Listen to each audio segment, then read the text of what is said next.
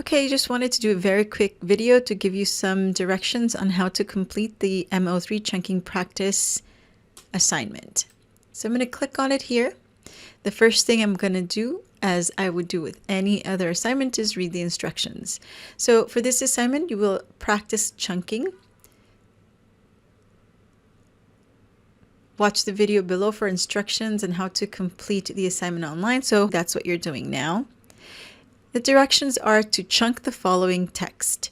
So this is the text that I'm going to chunk. When I am ready to start, I'm going to click Start Assignment.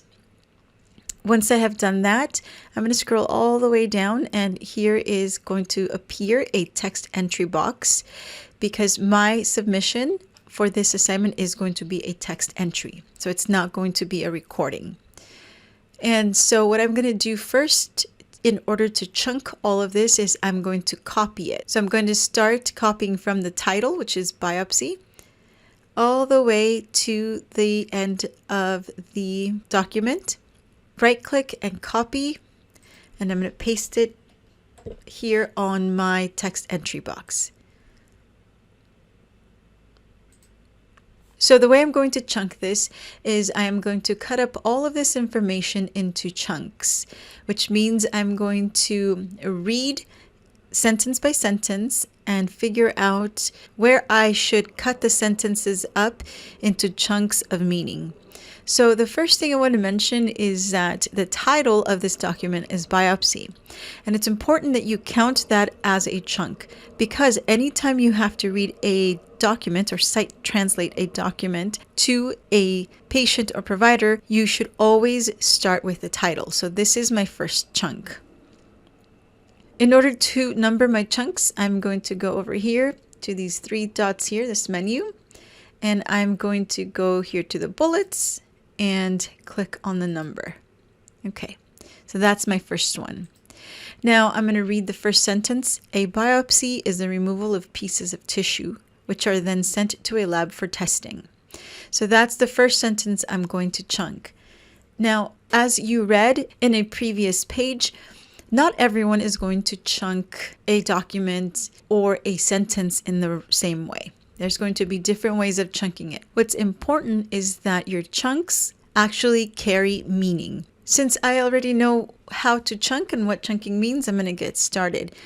What I need you to do is I need you to put each chunk, so each group of words you believe is a chunk, in its own line. So we said biopsy is the first one. So I'm going to decide that my second chunk is going to be a biopsy is.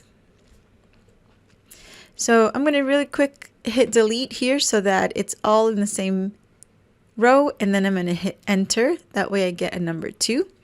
A biopsy is, now I'm going to hit enter, the removal of pieces of tissue. I believe that's a chunk on its own, so I'm going to hit enter, which are then sent to a lab for testing. A biopsy may be done during surgery to check for cancer or other problems.